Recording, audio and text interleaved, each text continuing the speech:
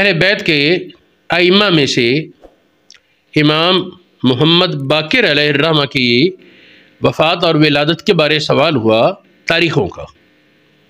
तो इमाम बाकिर की विलादत 56 हिजरी में है, 50 और 6 56, यानी सैयदना इमाम हुसैन रज़ी अल्लाह तआला अन्हु की शहादत से 4 साल पहले। ये इमाम साहबी की किताब तज़किरा तुल हुफ़्फ़ाज़ उसमें है, अल इबर में है, तारीख़ इस्लाम साहबी की उसमें है, शज़रात इसमें है, और कई किताबों में ये बात मौजूद है कि इमाम बाकिर की विलादत 56 हिजरी में और वफ़ात 114 हिजरी में हुई। इससे एक और बात की तरफ भी तंबीह ज़रूरी है कि बाद लोग ये कहते हैं कि हज़रत सैयदना ज़ैनुल आबिदीन मैदान करबला में बच्चे थे छोटे, कोई 17 साल उम्र बताता है और कोई 13 साल, तो वो बातें गलत हैं।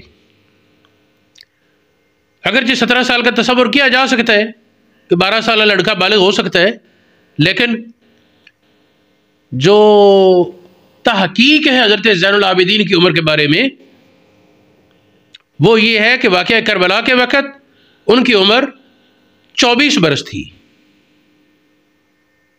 हज़रत सैयदना ज़ैनुल आबिदीन ये हज़रत अली कर्रमल्लाहु वजहुल करीम के दौर खिलाफत में 37 हिजरी में पैदा हुए। 37 या 36 हिजरी में सैयदना ज़ैनुल आबिदीन पैदा हुए। ये अल्लामा इब्न हजर अस्कलानी ने तहज़ीब उत तहज़ीब में बयान किया, और इस मसले पर मेरी एक तफसीली वो गुफ्तगू रिकॉर्ड है, लेकिन इस वक्त सिर्फ इतनी तंबीह करना काफ़ी है।